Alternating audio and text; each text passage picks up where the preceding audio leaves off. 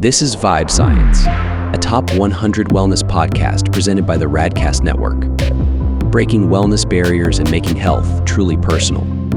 Here are your hosts, Ryan Alford and Chris Hansen. Hello, and welcome to Vibe Science. I'm Ryan Alford, your co-host, joined by my friend, my business partner, and one of the best dudes on the planet, Chris Hansen, down to the Vacay Lounge. What's up, Chris? Doing great, especially with an intro like that. Hey, man, you are. But you know what? We might have one we got a one-upper in the crowd. I know it. I know it when I see it. He's the original walk-on. Founder of Dream Recovery. He's a speaker, health and wellness investor, and, just seems like a hell of a nice guy. Todd Anderson. What's up, Todd? I try to be. Hey, thanks for having me on, guys. Appreciate it. Yeah, man. I don't know, man. Chris is setting the bar high, so I'll just take a back seat to him. Oh, he's the salt of the earth. So, talking to you. Not many of those down in Miami, I'll tell you that. So you're one of the few. He's a true fish out of the water. Yeah, definitely. Todd, in old Nashville, I know that's the new home. How are things going these days? I love it here, man. The community, the mindset, especially from a wellness perspective, people are very healthy and wellness oriented. Well, it's either they're really healthy, wellness oriented, or they're really not. They're down on Broadway every night. So it's one or the other. But it's been amazing, like the community and meeting people. And, I think as far as values and what I value in my life, it's really reflective of that. Were you or are you a country music fan? So I grew up in a super small town. I mean, we had bring your tractor to school day. So I'm talking, we didn't have a stoplight. We had a blinking red light. So I grew up a big country music fan. When I lived in Miami and New York, it definitely fell off a little bit, but it's been reignited for sure moving here. And I also feel like country music's kind of had a, big comeback, way more mainstream. I mean, guys like Morgan Wallen and Luke Combs, those guys have really taken it to another level. And I feel like everybody's kind of jumping on board. Beyonce had that song come out that's kind of country. So Post Malone is freaking country. He's coming out with a country album. Yeah, it's crazy. I'm actually pretty hyped for that. I bet it'll be a bang. It will, man, because he's just such a great producer and knows how to make hits that it doesn't matter. I just saw him. He was at a restaurant 2 weeks ago in Nashville, so I'm not sure what he's doing. Rubbing shoulders with all his producers, and he's learning all their tricks to layer on his, and it'll be a banger, I'm sure. I'm excited. Cool, man. Let's set the table for everyone. I gave a little bit away with the walk-on mention, but let's just set the table for your backstory and what got you so passionate about the wellness business and everything in general. Yeah. So, I walked down to Michigan State to play football, and that really is where it sparked. I would say it even started earlier where, I was an overweight kid. I was not in good shape, and I was always insecure about, I'd make up excuses for reasons I couldn't come to a pool party. I would almost dread summer because of that. So when I started working out and lifting, I started to feel better, look better. I got really involved and get, just poured my heart and soul into that. And then through sport, I was always, playing a bunch of sports. When I got the opportunity to walk on and kind of live a dream in Michigan State, I feel like I had to squeeze every single ounce of potential and talent out of myself because everyone else around me was so much better. So, I was doing research, reading studies, in college and in my 18, 19 years old, trying to just get an edge any way possible.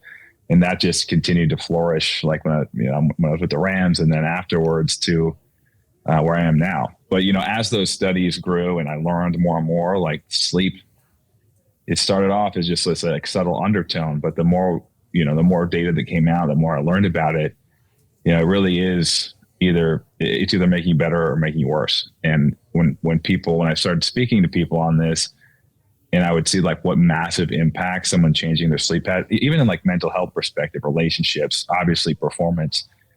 It was moving. It was moving, and it was very fulfilling to just have such a positive impact. So I kind of poured my life's work into sleep specifically. Yeah, I mean, it's amazing. Sometimes we make things so damn hard. We wanted to be complicated. All right, what is it? What are the keys to success? How do we feel better? You just sleep, damn it. Yeah, seriously. And people don't realize too, like, I think in the business world, there's still like, the startup bro culture of like, rise and grind. Yeah. The hustle culture is crazy, but people don't realize even like the impacts that sleep has on an organization from a leadership perspective. Like there's studies showing that there's direct relationships between the hours a CEO gets and the trust and safety the entire organization employees feel. Like, so very rarely in that world is it really talked about and bought into, but I think, times are changing, and, eventually over the next couple of years, people will realize it should be a priority of any organization, not just sports teams and athletes, literally anyone trying to move together and achieve a goal. If you're not sleeping well, things are going to be harder and more complicated.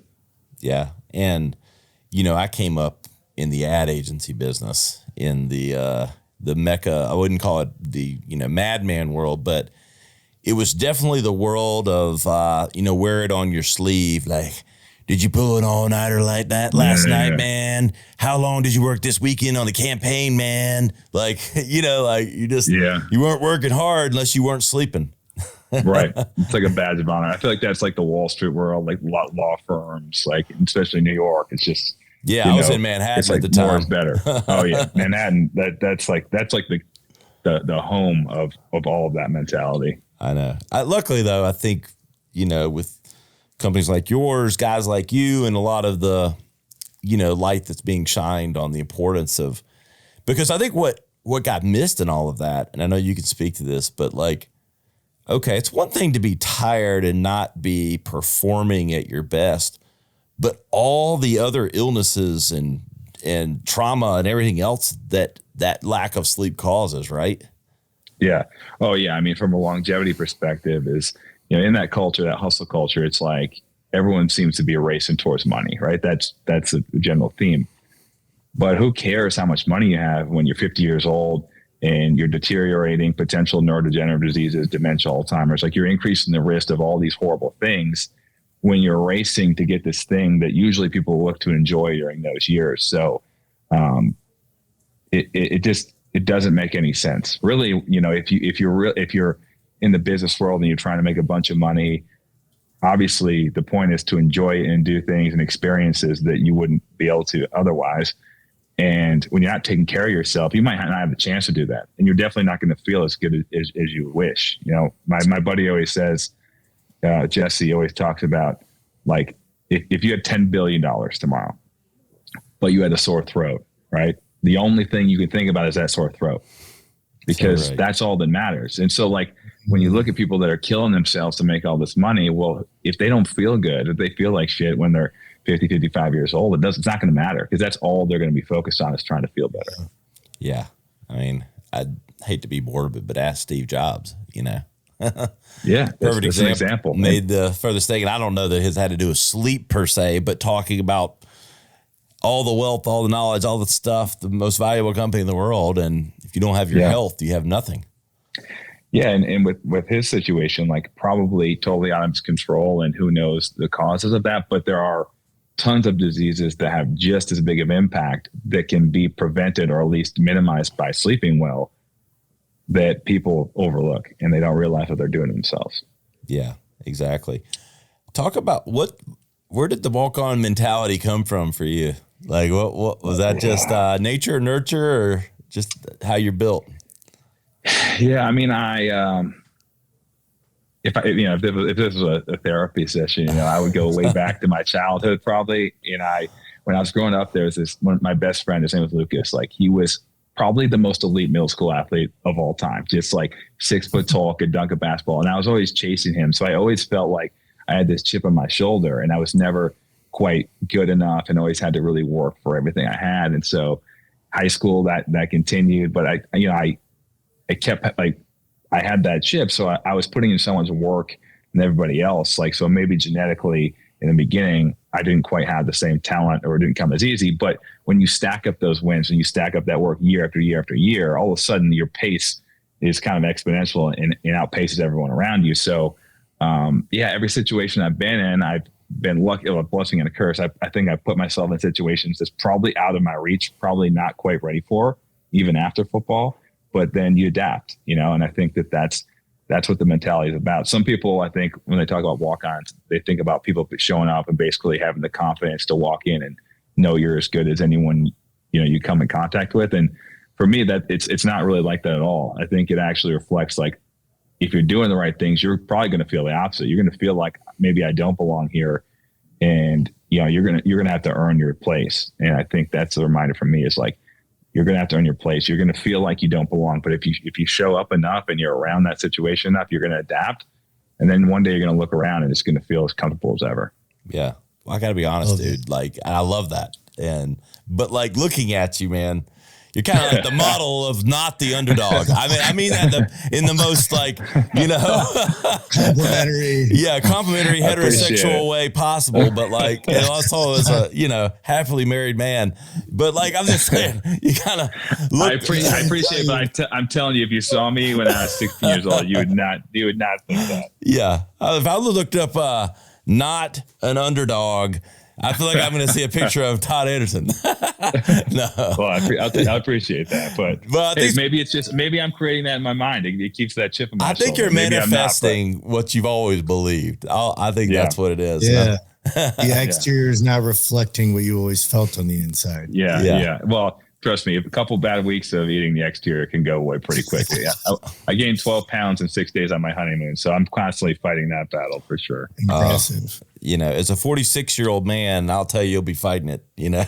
Yeah, and I work out 6 days a week, and it's just not exactly the same when I eat what I want to eat. If there's one thing if there's one thing in the health and wellness world, like, I truly don't think we have figured out, it's weight loss and maintaining a healthy weight. Like, even Peter Attia talks about, if you spend time with someone that is substantially overweight, most people are not eating that many more calories than someone's at a healthy weight. Like, there's stuff that's still happening that we really don't have our science wrapped around and have a stronghold. Like, there's enough. And I think there's protocols and there's like data support how to like move your weight around. But as far as like on the genetic level, exactly what's going on, and some people are so much more prone to gaining weight.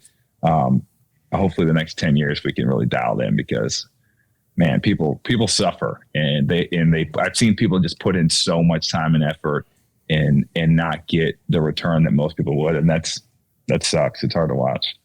Yeah. And now, you know, it's just like, can we come up with another drug, you know?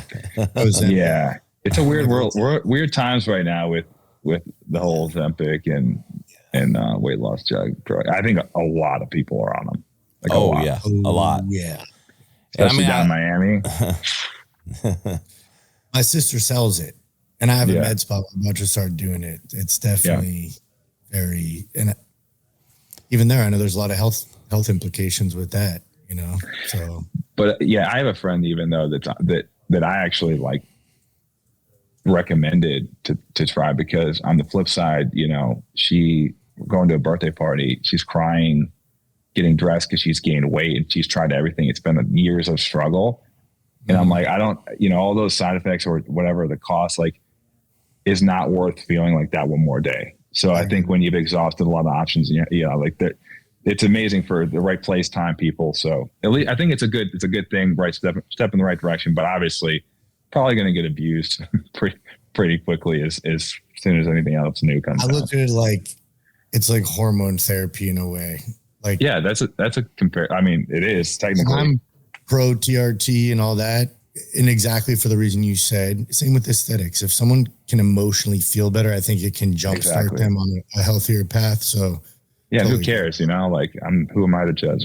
Whatever makes you feel better, man. Like, go for it. Yeah, exactly. But it's the people that are like at a super healthy or low weight that's like, I want to lose 3 pounds, like in Mean Girls, and then that's the ones that are going to be in a bad spot. Yeah, exactly. Because I mean, then you get into the side effects. I mean, it's one thing if you're overweight and you need your health would benefit more from losing that weight than whatever minor side effects. But then it's those taking on the side effects that should never, you know, be on. I don't know. But I agree. I mean, if there's something that makes you feel better, I mean, it's the American way. I mean, you know, you can try it, but I think a lot of what we're trying to shine the light on is, the alternative side of wellness. Yeah. And well, it's kind of like the body is always like, it's similar to like drinking or sleeping. It's like, okay, if you're going to have an extra good time or stay up late, you're almost pulling from that next day. Right. And like the body always balances out. So if that's happening, like it's going to make up for it somewhere, some way. There's never just a cheat code. So I think people need to understand that. Yeah. But it can be great sometimes to build momentum. That's important. Yeah. It's kind of like that in everything in life. It's an interesting comment. Yeah, literally. Like you're always you got to pay the piper at some point when you're making bad choices. Every action has an equal and opposite reaction. It's just sometimes we don't know where it's coming from. Talk to us about some of the coaching and conditioning, training, and all that sort of stuff that you got into, and how that's been going. Yeah, so I mean, I've worked with tons of athletes and stuff, and so my wife is a 2-time Olympian in swimming, and so we have a company that we work with a ton of teams and really high level programs all over the U.S. And in the U.S., really elite swimmers, they swim for club teams as opposed to like high school teams. It's a weird culture. It's not kind of like soccer in a way. Mm. And so we work with all these athletes and really, like you're saying, we try to support everything from a health wellness perspective, like holistically outside the pool. And we talk about things like mental health, sleep, recovery, and mindset surrounding being a high performing athlete, because I think there's a big opportunity, and you're only an athlete for a few hours of the day when you're on the field. And so it's been really cool to work with people and a little bit of a different angle than most strength conditioning coaches. We do your regular strength conditioning stuff. It's all app based, and we try to get out to teams a couple times a year to visit, but it's been cool. And then Olympic trials is this year. So I'll have quite a few athletes there, and my wife and Missy Franklin, who is our podcast co-host, they'll have a spot in the press box, and it'll be cool to see some athletes. Like when you're working with them for a long, that's what's wild about the Olympic sports. It's like they've been working for 4 years. So it'll be cool to see the outcomes of that. So it's all swimmers that you guys work with. Yeah. I've worked with almost any sport like throughout the last 10 to 15 years, but primarily now swimmers. And then sometimes, if like a pro has some sleep specific stuff, I'll work with them. For the most part, I don't do one-on-one stuff unless it's someone, that is a special request or something like that. Yep. How are swimmers wired different? They are and they aren't. I think that they don't know any different, but I don't think they honestly realize how hard some things are. Like, you're just literally doing the same thing over and over and harder and harder. Like in football, there was or baseball even, there's fun parts. Batting practice is fun. You're not dreading every single thing, warming up, catching balls. There's fun parts. Yeah. Swimming, practice is literally just swimming. I don't know how they do it. I have a ton of respect for them, but like you said, I think they're definitely wired different. I'll tell you that. I have two boys that do it at a high level. They're young. They're 7th grade and 8th grade, but they both are really good swimmers and, fairly high in the state. And I was a swimmer when I was 8, 9, 10, 11, then got into basketball, and then I was sayonara. But I admire them and keep them in it. It's the one's great for them, but the repetitiveness and just their willingness to just keep turning that lap. There's something about that with the discipline and the approach. Like you said, there's nothing. You're not drawing this. No. One more lap will be more fun. There's just It's just one more lap. No one wants to do more. Sometimes in other sports, you're like, oh, I'd like to. On your own time, you're like, oh, I want to go play catch, hit some ball. No. You're not going to be like, oh, I'd love to just get in the pool and just bang out laps for 2 hours. Nobody's doing that. It's crazy, but yeah, it's a unique sport. They're going every day. People don't take days off. It's wild. My wife was 14 when she made her first Olympic team, which I can't even wrap my head around. Thinking about when I was 14, right. I was literally am I going to get a date to the dance? That was my main priority. Not getting made fun of at school. And then, my wife is out doing Oprah and the Today Show. It's man, I can't even fathom that. How's it by? So Katie Hoff, your wife, 2-time Olympian. Yeah. How has it been? You mentioned some of your opposites and things. I think it may have been pre-episode, but how's it been working with your wife? I mean, there's pros and cons. She's relentless. Like you said, swimmers are wired different, which is great until it's like about you taking out the trash or something. Then, you wish it, but no, it's been cool. I mean, I think that we have such different like strengths and weaknesses, and we've been married for now 8 years, so we know each other so well that the way we operate really just easily falls into place. We work really well together. And I actually think too, we do travel a lot for different things, speaking, whatever it may be. And it's cool because maybe half of that travel we're able to do together because of similar circumstances, or like we're working together on something, which if that wasn't the case, I think it'd be a lot harder, because you just wouldn't see each other a lot. So that part I'm very grateful for. And, it really feels like you're in it together when some of your business and your success rides on each other. Yeah, I'm sure. Come on, Todd, take out the trash, yeah. Todd. Yeah, no, it's persistent for sure. Just lap after lap, like that repetitiveness just translates to other things like the trash that happened this morning. That's why I bring that up. My wife is not an Olympic champion or / Olympian, but she still gets on me too. Maybe she missed her calling. Maybe she had the mentality there. Maybe just was a physical limitation thing. Oh yeah. She's a principal in a middle school. One of the only females in the state of South Carolina is a middle school principal. So she's relentless. I have more respect for both my parents are teachers. My mom was elementary principal. Like, you want to talk about a hard job? You want to talk about a thankless job and people who deserve to make more money? Is teachers in education. It's insane. Yes, it is. But God bless them. Somebody's got to do it. Let's talk about Dream Recovery.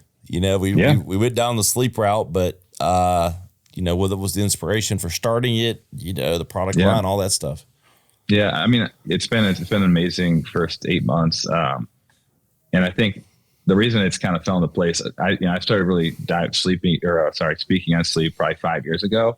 And so like the mission has been there just to help people function as good as possible and live basically their best life through the avenue of sleep. And so as I did that more and more, the company is just a product of the environment where I get asked for recommendations or specific, circumstances. What should I use? And I didn't have a great answer.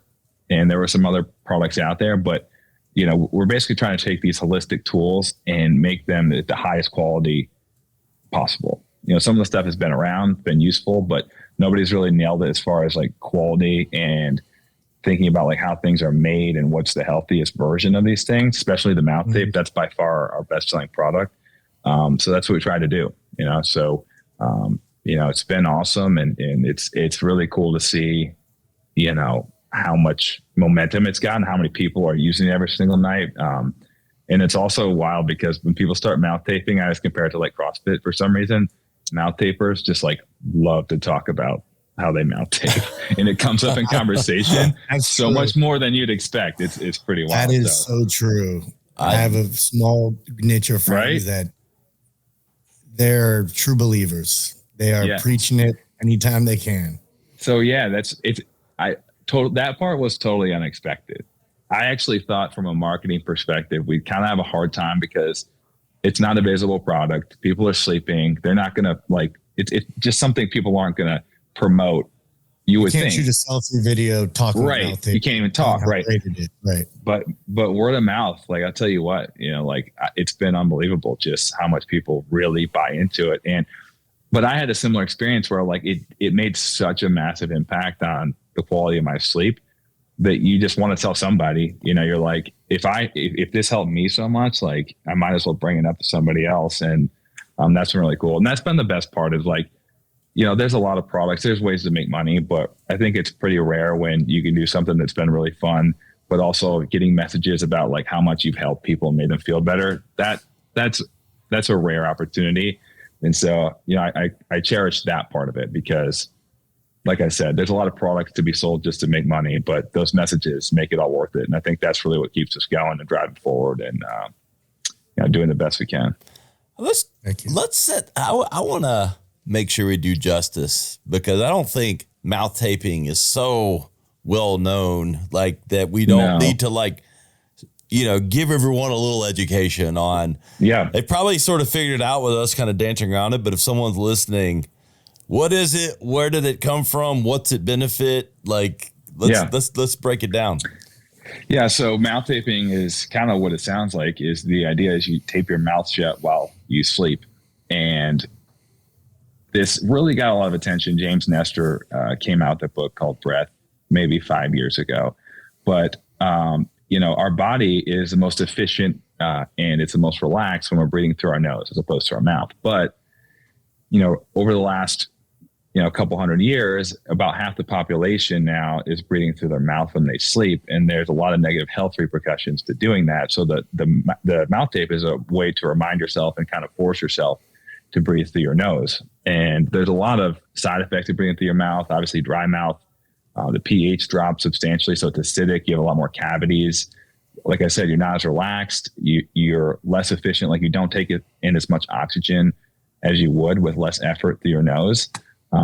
And a lot of times it results in just better sleep. And then I guess the biggest benefit that people enjoy, especially significant others, is it reduces snoring pretty substantially, about 50%. So if somebody, when somebody snores, like their airway is probably collapsing, it could be the structure of their face, different orthopedic stuff, but essentially it's forcing that breathing pattern to be through your nose, which a lot of times can, make it more regular and less dysfunctional. And so that's usually, we get a lot of messages from spouses like, oh my gosh, you saved our marriage because my husband used to snore so bad. But actually tomorrow, which when this comes out, it'll already be released, but we're releasing, it's called a Dream Strip. It's a little vertical one with circles on the end. So that's like an intro, or if somebody that's nervous, because it covers your whole mouth. I get it. The first time I tried it, I started with a smaller one. It's kind of freaky. You're like, am I going to be able to breathe? Like, what if I stop breathing? But the best way to go about it is put the tape on, watch a little TV or go for a slow walk, and kind of just realize our body is meant to breathe through our nose. You're totally fine. You're probably doing that majority of the time anyways, and just give yourself some reassurance. But yeah, the vertical strips are great in between because, it's a lot easier if you really try to pop your mouth open, you can, and then you could technically get some airflow on the sides. But it's as simple as it sounds. The thing that's often overlooked though is like, people are very aware of lotions and toxins and all the stuff they're using on their face and skin now. And then with some of this tape, people don't even think twice about it. And I'm like, this is literally stuck to your face for 8 hours. And you need to be aware of what materials are using. A lot of cheap, Chinese made products. We ship our adhesive in from a company called Hinkle. It's a US company. It's, used in a lot of medical bandages and burn victims. And it's just basically tested to be the healthiest version for something that's going to be on your skin for a long time. So there's a couple of things like that. And we use this bamboo silk, and we were like, from a margins perspective, probably cut into our margins more than we would like sometimes, but that stuff always catches up with you, right? Like when you cut corners, eventually, it's going to have repercussions. Like we were talking about earlier, it's like every action has an equal and opposite reaction. So it's going to pull from somewhere. So we stay true to like trying to provide the best possible materials. And I think that's why a lot of people have gravitated towards it because, there's a wide spectrum and there's some pretty bad stuff out there. It also keep you from talking in your sleep, saying anything you shouldn't.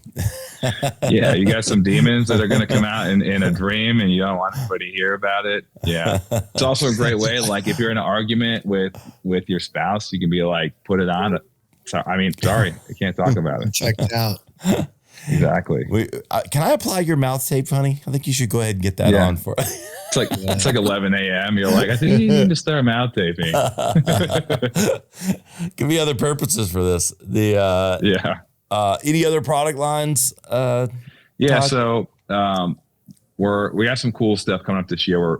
We've been working on these nasal strips for about 6 months and trying to come up with something different. I think everyone's been doing about the exact same design and look and function for a while. So we have some pretty it's turned out to be really, really cool. So I think, you'll see those popping up. But honestly, I think my favorite product we have is a silk pillowcase. It's the highest quality silk that you can buy, the highest density, in which the more dense any material is, the less it absorbs oil and moisture. So from your face's perspective, like you get to keep all that oil and moisture that's naturally made, which also in turn cools you down, right? Like sweat naturally cools us down. So when most pillowcases, it absorbs like all the moisture in your skin. It makes you feel hotter. So it makes you feel cool. And then we laced it with silver ions, which is similar like Lulu does to make their shirts not smell. So, it stays fresh for a long time. So for me, temperature is always something that messes my sleep quite a bit. And you don't think of a pillowcase, but your face is really sensitive to the temperature and you lose a lot of heat from your face and head. So it's a really comfortable tool. And it used to be, the idea is like, it's not this like beauty luxury product. It's like, no, like it's for people trying to kick ass, like athletes and just people that are taking their health and wellness seriously. And it's okay to invest in stuff like that. Doesn't make it like a beauty product. It's actually an athletic product. Yeah. I've never heard that angle before because I've heard I've silk pillowcases because girls have told me it's better for my skin. Yeah. I've never heard it from a performance standpoint. So I think that's absolutely brilliant. And that's kind of what we're trying to do is be that brand that's allowing it, like trying to put a death to the rise and grind culture, not because we're going to do less, not because the workload is going down, because when you wake up and you feel good, you're taking care of yourself and combine that with having purpose in what you're doing, it doesn't feel like a grind. It feels like a grind when you're not doing something you love and you're sleeping crappy and you're not taking care of yourself. So there shouldn't really be a rise and grind culture. You should wake up feeling good. And that's normal. It's not normal to wake up feeling like you have to drag yourself out of bed every day because you're waking up too early, you're not taking care of yourself, and you're not doing something you love. So I think that's kind of what the vibe is. And we're trying to normalize that more.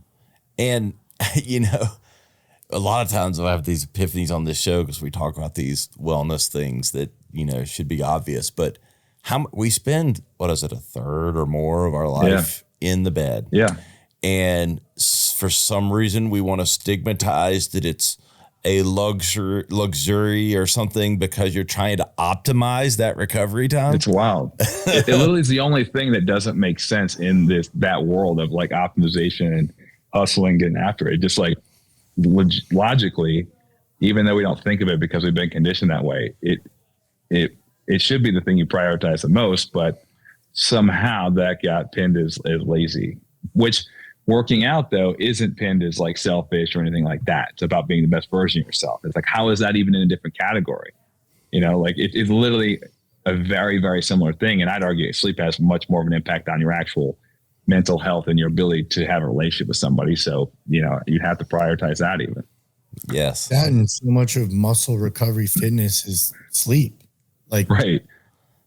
I've had people tell me like, bro, like when I was trying to put on weight and I was working out heavy, one of the main things they're like, bro, you need to like take naps, like rest, let your body rest, get sleep. I mean, I know I've been sucked in that. When I was in college, 11, Gary V, all those guys, it was hustle. Yeah.